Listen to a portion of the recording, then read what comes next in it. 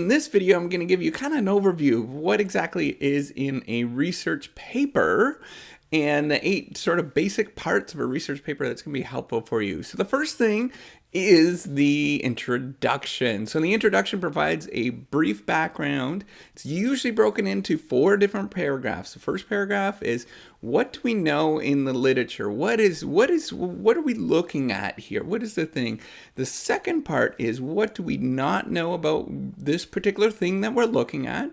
And then the third paragraph is, what is your research question? What are you interested in terms of a research question? Then provide a sort of understanding of how you're actually going to address this particular research question. And then the final sort of overview or part of the introduction is going in providing what you actually found, as sort of a really brief synopsis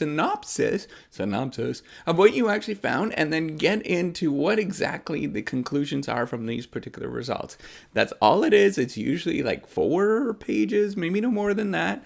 And it's really short and succinct. And that is the way that you actually do an introduction. So the second thing that you have to do is have a literature review or sort of a theory background. That's probably going to be about 5 pages or so, maybe a little bit longer, depending on what you're doing and what you're interested in.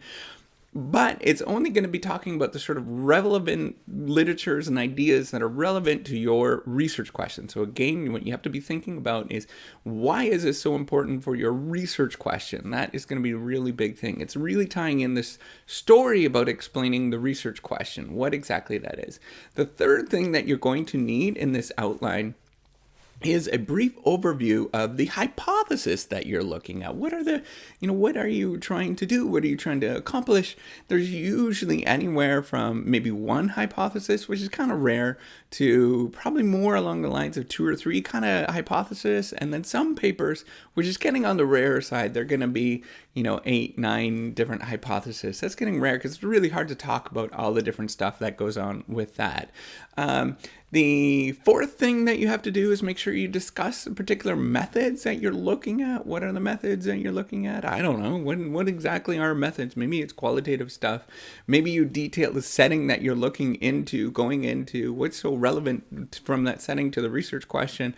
Maybe it's kind of the data that you're looking at, what analysis you're looking at, all that kind of stuff. I have a ton of different videos if you want to look at that kind of stuff. By the way, if you go look at sort of the reciprocity YouTube videos, there's lots there. The fifth thing is making sure that you have a sort of brief overview of what you're expecting to find in the results.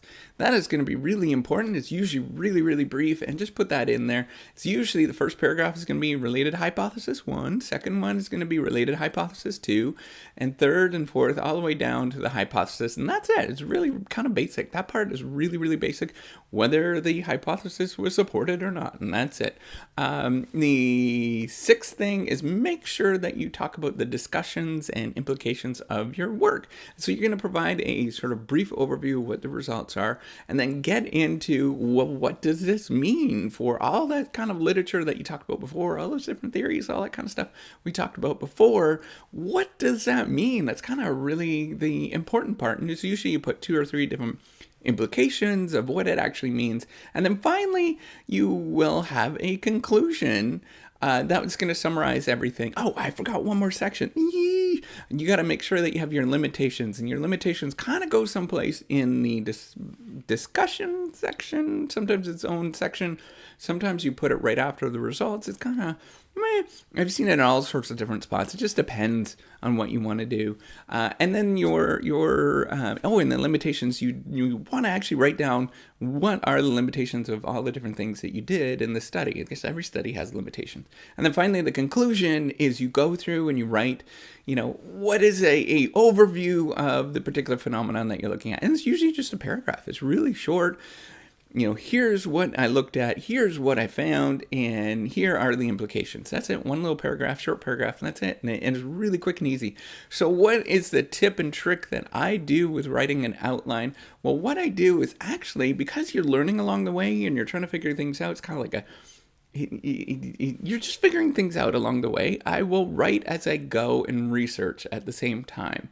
So I will write one particular section and have an outline with that section, write it out, add some material, and then I'll keep going as I go through and reiterate and go through multiple times of these particular outlines and going through the work. So you might have a undocument at the end where you have, I don't know, maybe it's 40 pages, maybe a little bit longer, maybe a little bit shorter, depending on what you're doing.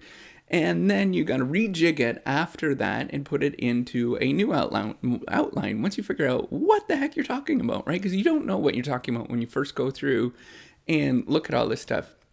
Now, it's important to try to do this and think about what you're doing as much as you possibly can before you start doing anything like that.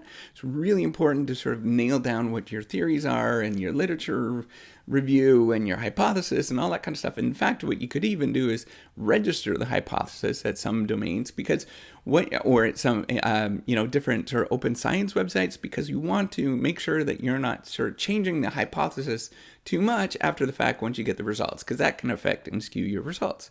So you want to sort of go through and iterate over time, or you just want to document that process.